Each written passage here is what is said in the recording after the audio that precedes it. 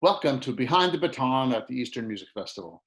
Today, we're having a very exciting time talking to our longtime faculty member, dear friend, great musician, great violinist, great leader, assistant concert master of the San Jose Symphony, principal second of the Eastern Festival Orchestra, one of our great teachers, one of the great coaches of the sectionals of the orchestra and the chamber music. He's also a member of the bridge chamber, the bridge players in the San Francisco area. So, Randy, welcome. We're so thrilled you're with us. Thank you. Thank you, Jerry. But after that intro, I feel like the interview is only going to go downhill. I mean, how could it get any better? Thank you. That was very kind. Well, it's so nice for everyone to, most people know you because you're a very quiet, shy person that hides in the corner all the time. But in fact, sometimes, we get a chance to just talk on a personal level, and we so rarely do that because we're always talking music and rehearsing and concerts, an occasional party, but not too often. Can we start by telling me your history at EMF? So I began teaching at EMF in 1989. Shelley Morgenstern hired me. So this summer would have been, whichever, my 32nd season. But remarkably, and I've done the math, I sort of keep up with this because, and this is a secret, don't tell anybody, when I retire, I would like to be the faculty member with the greatest amount of seniority, at least at that time. So what's remarkable to me, though, Jerry, is that I'm tied for, I think, 6th. So there are 5 faculty members who have more seniority than I do, which says something, I think, incredible about EMF, that faculty members keep coming back year after year. Without putting you on the spot, who are they? Oh God, let me see if I can.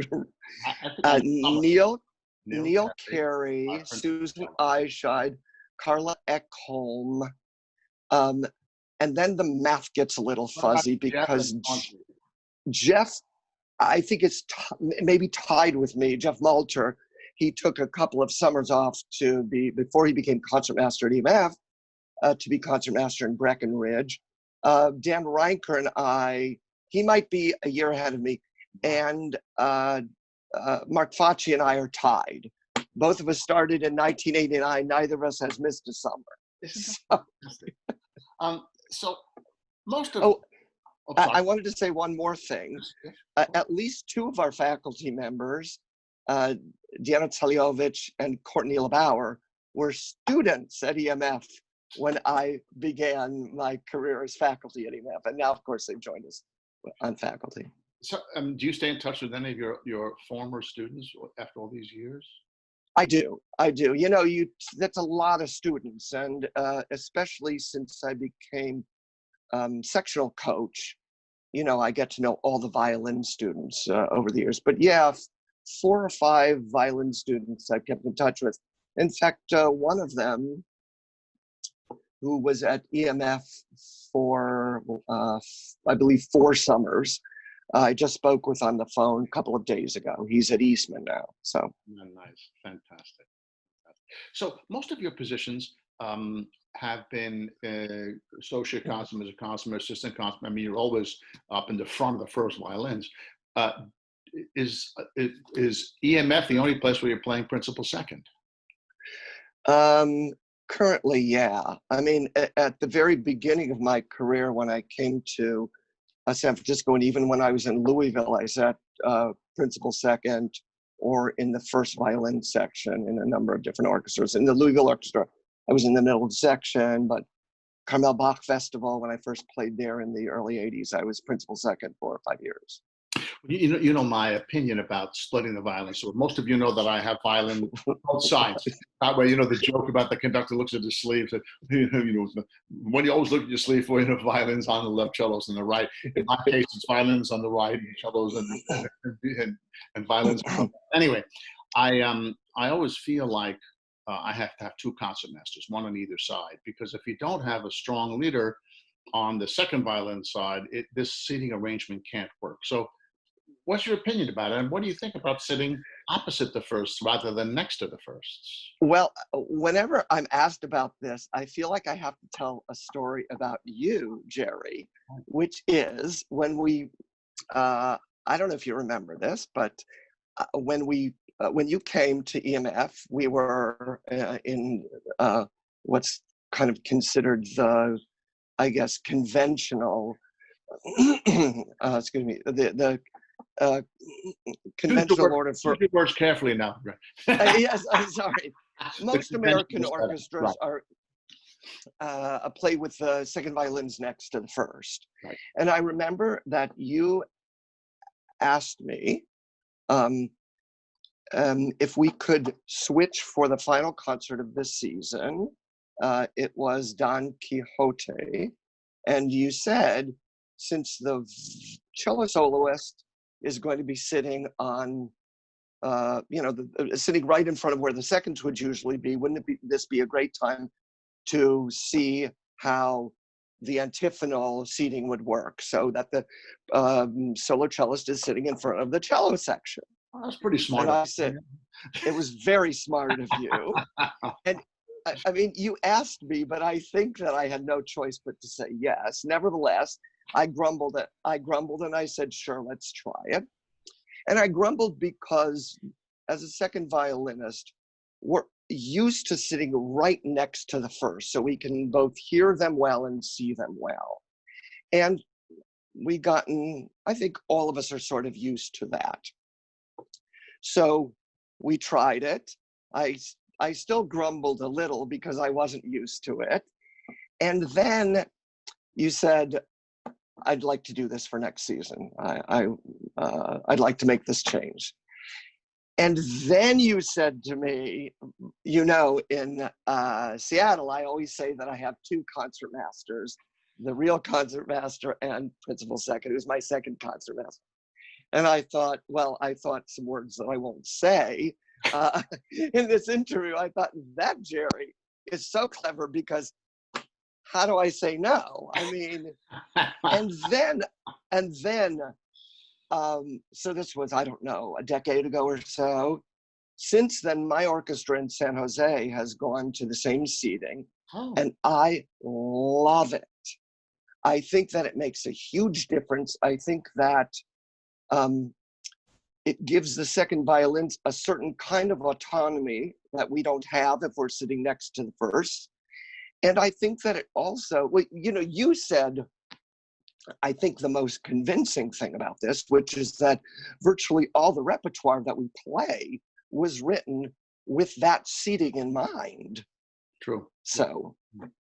Well, then you do it fabulously, and you lead fantastically. And you really have an independent voice then. You're not playing softer than or as a subservient voice to the first violins. It's right. It's quite wonderful. Now, what about? But I just wanted to say, I also have a great stand partner, Jenny Gregoire, who's a concert master in Alabama in her own right, and I have a fantastic section. So you do. They are remarkable. And what a shame that we're not going to be together this summer. I'm just yes. It would only have been a couple of weeks away, but we'll be back 2021. Yes. So how is this? God willing. I haven't really asked anyone this, but how has this horrible pandemic affected you personally? Well, I mean, it affected me on every level. All of my work went away beginning in the middle of March. And our shelter in place came quite early. I think we were the first or second city to be asked to stay home and follow a number of rules put in place by the mayor. It also meant, and my husband was laid off at the beginning of this. So it meant that we've been spending a lot of time together at home, which turned out. Are you still getting along? It turned out to be great. I'm not kidding you. It's, we work out in the apartment. We have a little gym in our condo building, but that was closed early on. We take lots of walks. I fashioned a number of projects, a couple of them violin related. I finished one, and I'm almost finished with the second project. If you're not working. Tell us what they are. Sure. The first one was a scale project. All violinists know the work of Carl Flesch. He wrote he compiled a scale system, and it's all inclusive. It has all kinds of different scales. So I started at the very end of the book. There are 24 scales, major and minor. I started at the end of the book and worked my way backwards. And I played virtually every note on every page. I say virtually, I skipped some stuff, but we won't talk about that. But not the hard. I didn't skip the hard stuff. I skipped the repetitive, some of the repetitive things. But it was a long project. I can't remember the last time I did anything like that. The second project, I'm working up the B minor partita, the solo, the partita, the J.S. Bach wrote 6 solo partitas and sonatas for violin. I'm working up the B minor, so I'm hoping to have it finished in another couple of weeks. Wonderful. That's very exciting. Thank you. I hope that answered your question. It does. It's fascinating. Tell me about your teaching experience now at EMFs, both in your sectional work, but especially on your private teaching. So I know you're one of the most sought after teachers. Everybody always wants to study with you. Do you have a special approach to teaching those students just for 5 weeks rather than for 30 weeks? I do. One thing that I learned a number of years ago, or I started doing a number of years ago, is I asked every student when they arrived to pick out a movement of unaccompanied Bach that they hadn't played, that they wanted to learn over the summer. And we worked on that, besides a number of other things. Obviously, you're working on scales, you're working on etudes. If the student wants to work on orchestra music or on chamber music, we work on that. But I guess the centerpiece of their time with me is this movement of Bach. And at the end of the summer, another faculty member and I would have our students play for each other and for us in a little master class. I've been doing it mostly with Courtney LeBauer, but occasionally she hasn't been there, so I asked another faculty member to listen to my students. The reason I picked Bach is it doesn't require anybody else. There's no piano accompaniment. You don't have to think about piano or orchestra if it's a sonata or concerto. And if you pick one movement, obviously we can't pick a fugue or some of the more difficult movements. It gives the student a feeling of and an experience with success in a relatively short time. After 5 weeks, it's not going to be perfect, but it can be in pretty good performance shape. And they get to play it for another teacher, get very different ideas. So it's a learning experience in that way too. I have certain things to say about Bach, but I know and expect that other faculty members will say completely different things that are equally valid and at least as helpful, sometimes more so. And then, how do you deal with the issues of performance practice? There were those people that believe incorrectly that you should never use vibrato in Bach, or that you should swell all the notes, or that you shouldn't phrase, or you should phrase, or you shouldn't hold notes, or you should hold notes. I mean, there's so many opinions that it's very difficult for anyone to play Bach for anyone else, because everybody is so opinionated, and they seem so dogmatic. I don't know if you've noticed that, but you and I are certainly not dogmatic people, but sometimes they say you must play this way, and you must, and if you don't play that way, you're lousy. Oh, how do I deal with it? Well, I mean, the easy answer, I suppose, and the snappy answer would be I ignore it. But of course, that's not true. That's not true. I mean, I teach the way I would probably play it, which is not really performance practice-y.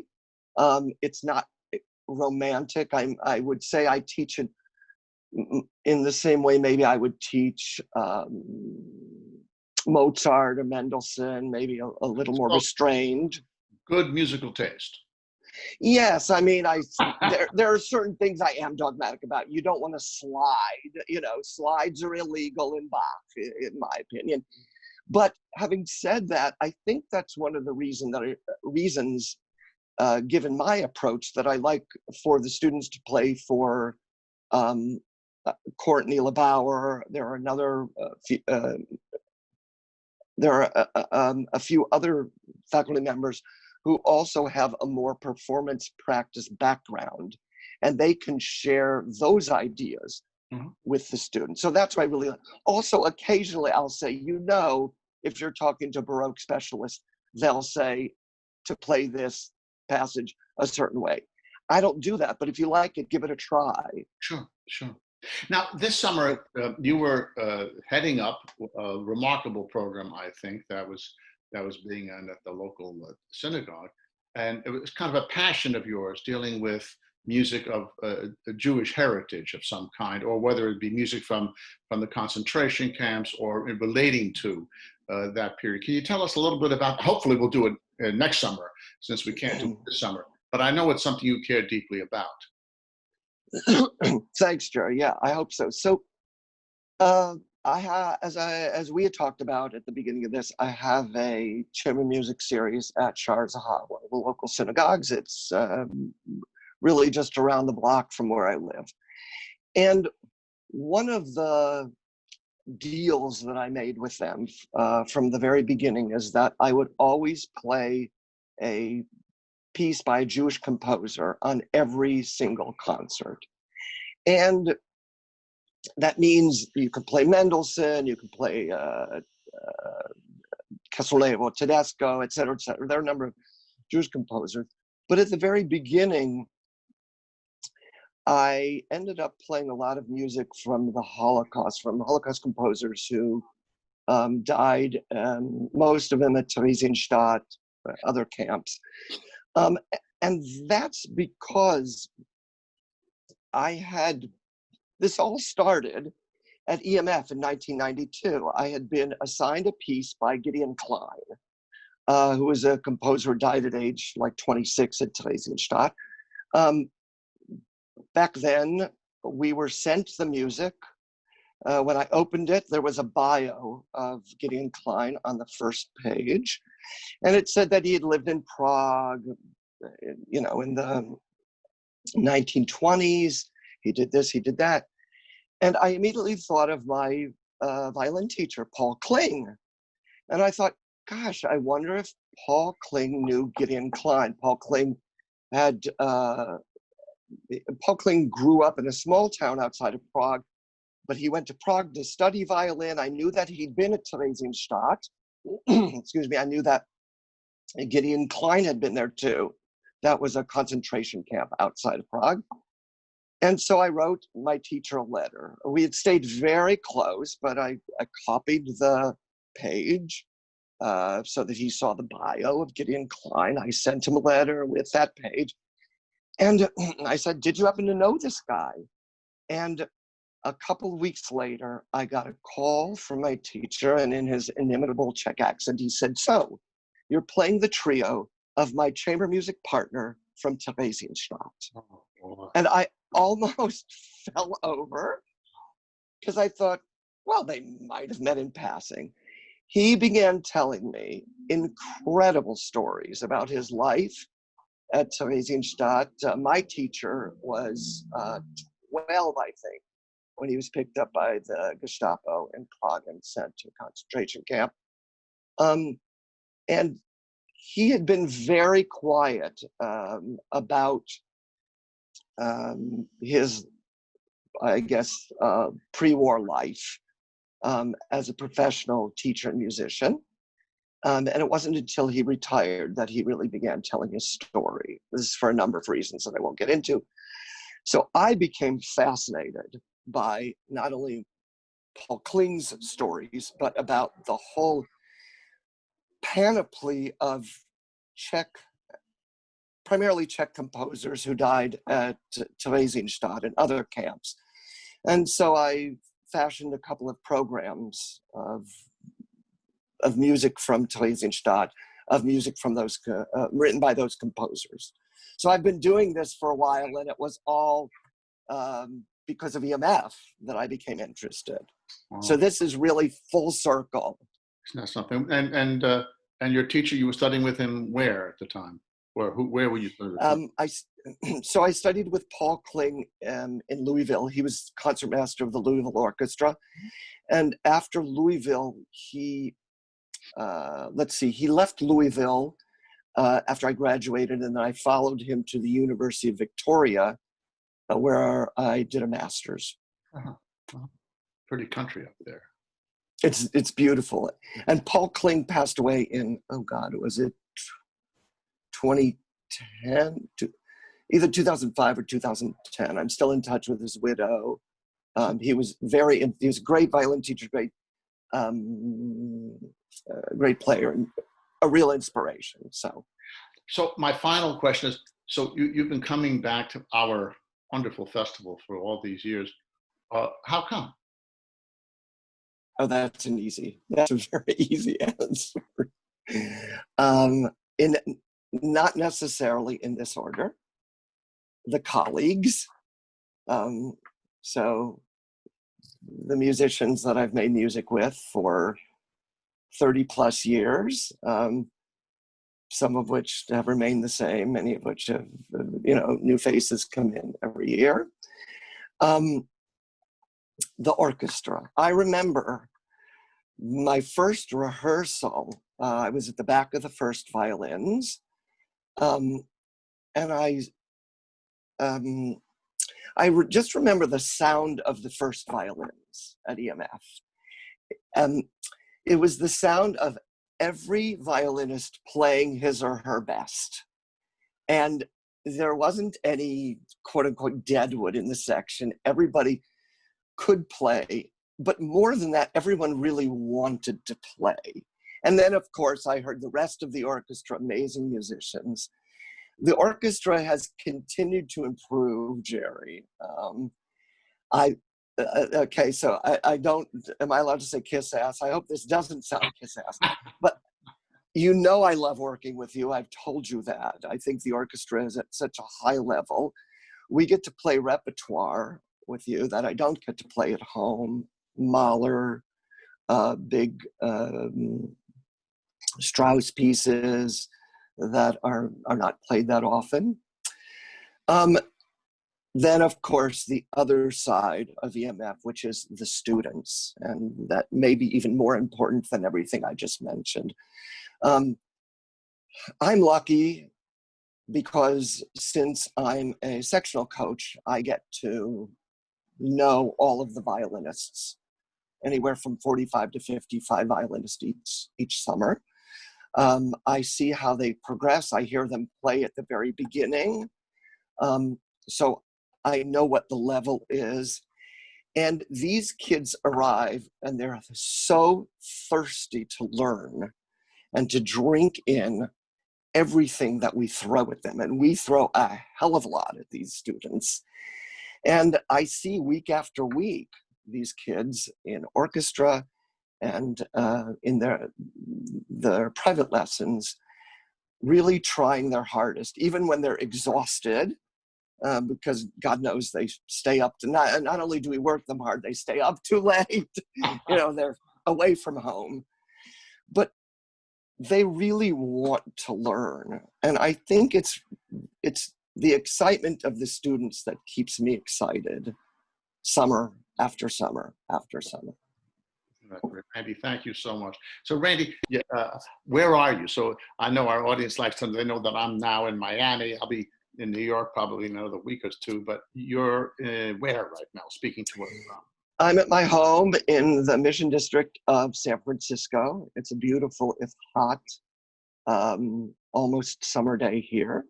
Nice. And yeah, I've been very lucky. I live in a great city. We're all so lucky to know you. We're also lucky to hear you play and to see your great teaching, great leadership. I can't tell you how much you mean to me and all of us at EMF. And thank you for doing this for us. And I'm going to miss you this summer, but we'll stay in touch. And 2021 will come before you know it. Thank you, Jerry. This was a pleasure. Stay well, stay healthy. My love to everyone. Okay. Bye-bye.